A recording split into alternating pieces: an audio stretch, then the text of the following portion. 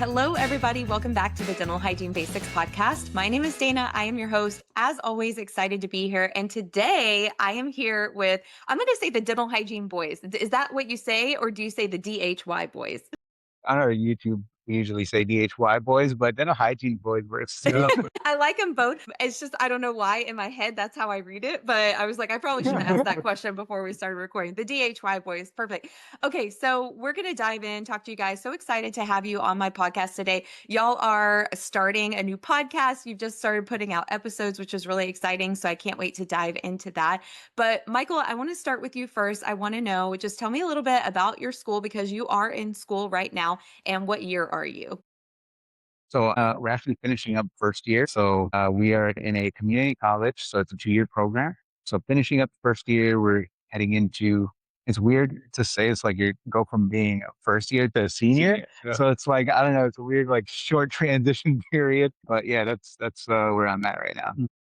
That, and are all of you in the same class together? Yeah. Awesome. That's so exciting to have three guys in one class. And we're definitely going to talk a little bit about, men in dental hygiene and your perspective, because I do think that that's a question that a lot of people want to know. But before we get there, Madhi, I want you to tell me a little bit about your podcast. What sparked that? What made you guys decide to make a podcast? Firstly, we were recording a video for our presentation that we have. It was a poster presentation, and we wanted to share it on YouTube as well. And that is how we started the podcast studio. Like, we have a channel, why not start a podcast next to right? I love I don't even know if I want to say the motivation behind it, but like we're already doing this. We might as well just dive in and keep going. And so, Monty, tell me a little bit about your podcasting experience so far. It's a little bit different, right? Maybe some things you wouldn't expect, the effort that goes into it. So how are you juggling that alongside dental hygiene school? It is like quite tough, but what we do is on Tuesdays, we have like timer from 10 to 11. So we just dive into an episode. We usually don't prepare. I'm gonna be honest. So we just go with the flow. Yeah, we usually just have a few questions. Yeah, just a few questions, and we do not want to stress too much about it because we are busy with school and schoolwork. Yeah, I know. It does. It takes a lot of time, but I like that you said you have this gap in your schedule and that's when you get it done. And honestly, if you don't plan for things like that, then it will never get done, right? And eventually it'll fizzle out. So it's good that you have a time, dedicated time, place that you meet and you get it going. Honestly, I like to go off the cuff a little bit. I always like to just see where my conversations go and just let it ride. I think it makes it more fun and more personable, right? Otherwise, if it's just super interview, back to back to back, I think it gets a little bit boring. So great job on starting the podcast. I know that it's a lot of work on top of everything else that you're doing. And with that being said, Javi, I've got to know, what do you feel like has been the most difficult aspect of dental hygiene school so far? The workload for sure. Not that I'm complaining. I quite enjoy learning and going into this field. It was definitely something I didn't expect myself to be doing, but I have enjoyed every moment of it. But it's definitely the amount of work that you have to do. And yes, you have to be one step ahead always. And that's how I've been trying to make it through this program. That's really smart. That's what I always say. You want to go into your first day of dental hygiene school a little ahead, not a little behind. Because if you go in not a little ahead, you're already behind, right? It does not take long for you to be like, what is happening? It feels like a tornado of information. So yeah, like you said, you just have to prioritize, stay on top of things, keep it going. And eventually one day I would love to have all of you individually on the podcast and share your unique stories. And one thing that you said, Javi, was, maybe I didn't realize this was the field that I was going to go into, right? But you're here now and you love it. So I definitely want to talk a little bit about y'all's perspective being men in dental hygiene school. So Michael, I'm going to have you just take it away. When did you first realize this was a female dominated industry, or did you always know?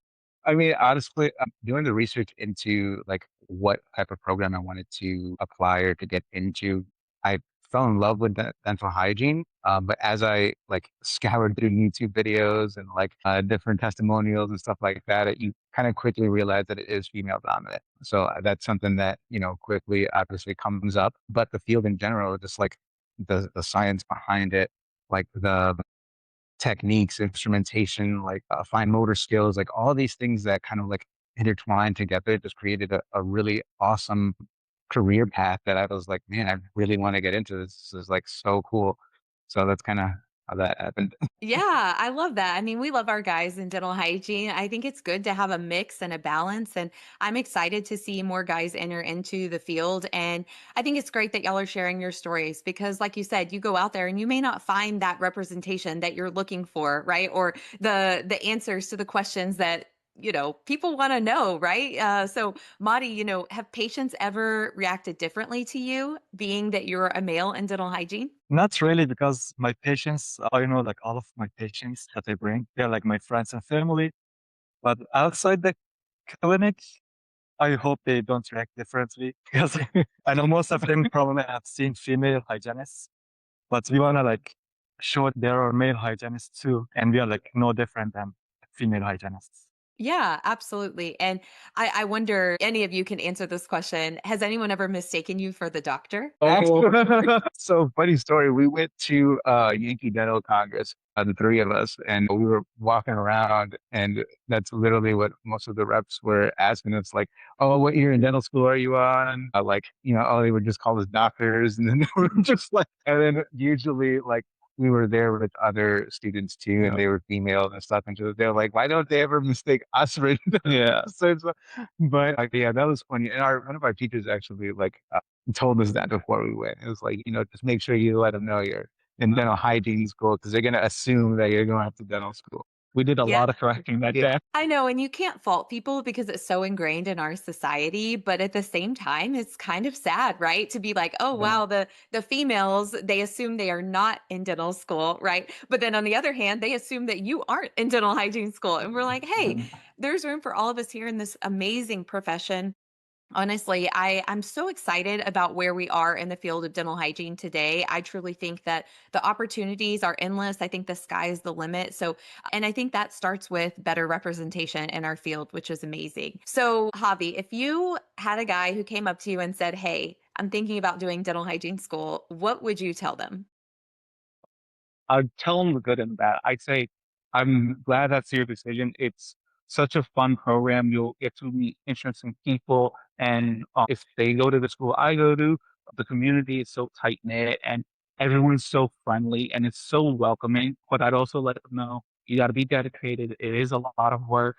And you really want to make sure that you're on top of it because, like, as much fun and interesting and just fulfilling this really is, you do have to be dedicated to this. Yeah, absolutely right. Madi, when you started dental hygiene school, did you have any idea what you were walking into? Like the level of difficulty and how crazy it is? Did you feel prepared for that at all? Not really. I knew it was going to be difficult because I did some research. I searched on YouTube. I read some articles on Reddit. I knew it was going to be difficult, but being in the program, it's definitely exceeded my expectations of how difficult it was going to be. Yeah, I agree. I did not know. Before I went to dental hygiene school, I actually had a bachelor's in biology. And I thought, "Oh, well, this will be cake, right? I've already done the hard part." No, it's totally different. It's just, you're juggling so many things. It makes it really difficult to kind of keep your head above water most days. So I totally get that. Well, Michael, how do you keep your head above water? What does your day-to-day schedule look like to keep you swimming? Honestly, I try to make sure, for one thing, what I say to myself is just win the mornings. So I usually end up getting up around 4:30 in the morning, and that gives me time to do all the things that I need to do. So like things that I won't have to do later, like going to the gym, I'm gonna have to be able to get there like when the doors open at 5 a.m. So that way I can get that done, go to school, get to school early, be able to like do other work that I still needed to do or anything that I need to like look up. I can do that in the morning before classes start or before clinic, stuff like that. So definitely getting up early is going to be like a huge thing. And then the other thing too is just like constantly have your why, like remember why you're doing it. I think one of the reasons why we're doing it and like kind of like why we started the pod too is just because we want to show that we can do it too, that people that look like us can do it too. We want to show that we're just as capable and that if you're struggling out there, that this is a wonderful career choice to go into, as well as just being able to help out our community. You know, that there's like a huge disparity in health treatment outcomes. We want to be a bridge for that. So that's kind of like something that runs through my mind constantly. And I'm like, I got to do this. Like, I got to keep going no matter what. Yeah, I love that. You have to keep your why at the forefront. Otherwise, those hard days, you just can't get through them. And I've seen it enough. That's what inspired me to start the podcast. I had students who were struggling. I had students who failed out, who had to leave the program for whatever reason. There were multiple reasons, and it just crushed me. I was like, there's got to be a better way. There has to be something that I can do to help students be better prepared for this process, but also know that they're not going through it alone. I mean, like you said, we know you're going to have good days and bad days in hygiene school, but at the end of it, you have to be able to have something that keeps you going. So I love that you have such a strong why. That's definitely really, really important. So Javi, what about you? Do you have a why that keeps you going? Yeah, mine's more family based, but like at the same time being in the program, I like to bounce off of what Michael said, just showing that I can do this and that again, people like me can do this. When I was growing up, this didn't really seem like an option that I would have had. Yeah. And I'm so fortunate to be in this program. And I continue to do it just because I'm looking towards the future. I'm looking towards my family and growing up just this is giving me an opportunity that my family didn't have, and they're supporting me through this, and it's really motivating me to wanna push through this. Yeah, I love that. That's one thing that I love about dental hygiene. It's a great career no matter what your long-term intentions are with this field, right? So for some of us, it's like, oh, maybe eventually I want to become a dentist. That's not me anymore. In the past, I thought I wanted to become a dentist. That's not me. I'm like, yep, dental hygiene, a-okay with me. This is my dream career. But if you want to continue on, right? You have a bridge, a pathway to continue on if you decide. But if you love dental hygiene, you want to stay here, or if you want to go out into, sales or research or whatever that may be, or something crazy like what I do, just make up your own thing that you want to do, create your own business, whatever. That's the beautiful thing. But it has, I don't want to say a low barrier to entry, right? Because we know that it's very competitive to get into dental hygiene school. But on the same, or on the other side of the coin, I guess I should say, it doesn't take as long as dental school. It doesn't take as much money as dental school. And with that, it creates a better access for people who, like you said, maybe you didn't have that representation, or you thought maybe I'm not going to be able to go on and do something like this, but you can, and you're doing it, which is incredible. So I love that we have this option as a career, and I think it makes it a little bit more accessible. And then, like I said, if you want to continue on to become a doctor or a PA or a nurse, whatever in the future, you already have some of those skills behind you, which is amazing.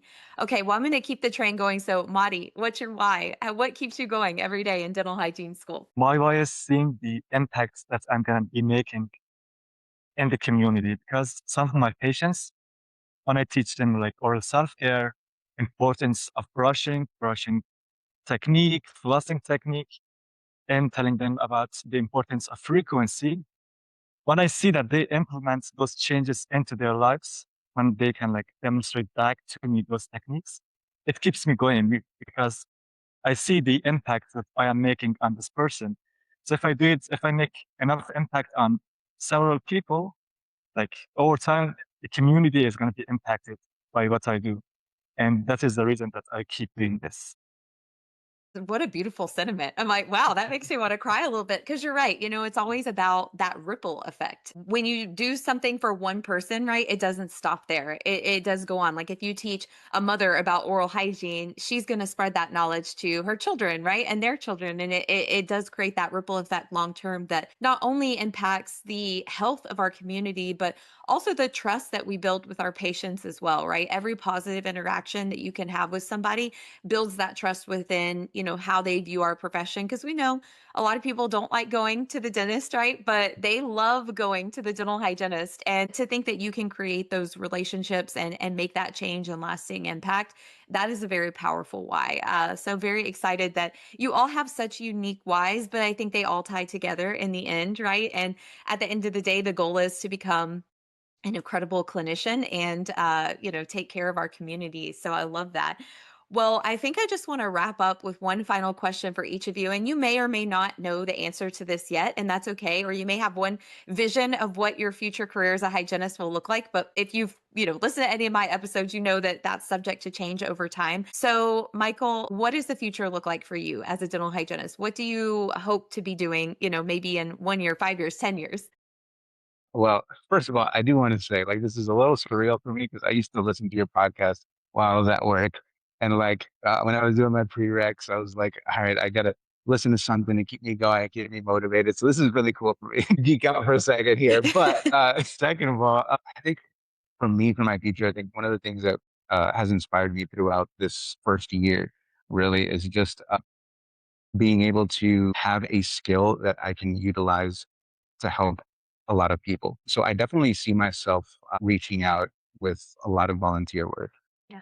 just because I do see the disparities and I do see like the impact that just one person can make once you do have that skill in a large group of people. For just personal experience, like my family, I know that a lot of times, like, they don't go to the dentist because they can't get to someone that speaks their language, and it takes them forever to try to get in there, or, they can't find somebody to go with them, and they just don't feel comfortable, and so with that, I wanna do more. I wanna be able to, help out as many people as I can and make them feel comfortable and reach out to them with any cultural barriers that exist, that I can help bridge that gap. Yeah, I love that. I mean, that's the beauty. Like you said, you've learned a skill that no one can take away from you, and you can use that skill to do good. And why not do good with it? I'm actually at a point in my life where I'm about to step away from clinical. I work 1 day a week in public health, and we've lost our grant money, which is really sad. That serves a huge part of the community that is underserved, helping children get access to care. And unfortunately, it looks like we're going to be shutting down. So I'm stepping away from clinical, but I will not be stepping away from clinical because I'm already signed up for multiple volunteer opportunities, right? To give That's back. awesome. Yeah. And Mhm. for me, it's like my passion is education because if I can get students through school, through their boards, all of that, then you can go on to be successful and do that, right? We have to have people who care about you, and I care about you and your journey. But clinical is still a huge passion of mine. So it's like, how do I do both? And you can, right? You can juggle, you can make it work. But I think that's a great future goal to do a lot of outreach stuff. So Madi, what about you? What does life look like in the future for you? I do have plans of continuing education beyond dental hygiene, but in a few years, I do see myself becoming a great hygienist, a great clinician. And something that I want to learn is perioscopy, which our poster presentation was on, right? Yeah. And I do want to learn perioscopy, and I want to be able to implement perioscopy into my practice as well. Yeah, I love that. I have several friends who are doing that and they blow me away every day. And I always tell people, what we're learning in school that has not caught up with the times is, in school we learn we can't regrow bone, we can't regrow gums, things like that. But when our hygienists are out there with the periscope, getting down into those deep pockets, seeing everything, removing everything, what my one friend told me, she said, the body wants to heal itself. The body wants to heal itself. And if we can get that stuff off of there because we can see it, they've seen bone and gum regrow and periodontal ligament regrow, which is just incredible. So I think that's an amazing goal. And Madi, I hope one day you get like everyone on board with using periscopes. It's an investment, but it's, if we're thinking about if our job is to help heal the public, I think that's an investment that, we should all be striving to make. So that's amazing. All right, Javi, last one. What does life look like for you in the future? I've thought about this several times, and like Marty, when beginning this program, my goal was to continue education and then hopefully go on to be a dentist. But the more I'm in this program, the more I really feel more of a connection with dental hygiene as a whole and connecting with individuals and helping them and teaching them oral hygiene and going through the process of care with them.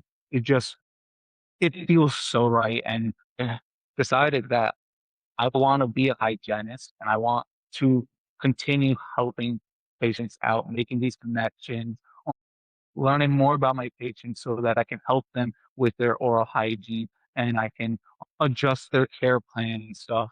I've been considering maybe on the side doing like some volunteer work in clinical settings or just going to a school that doesn't have like normal dental hygienists coming in and presenting, and like we done a community project where we went to elementary schools and we went to the school that they say they don't have people come in and present dental hygiene very often or almost ever. And I'm like, that should be something that we learn as children and that we can start implementing oral hygiene that early. And that is something I'm kind of passionate about. And I do enjoy public speaking as much as it stresses me out right before it, though.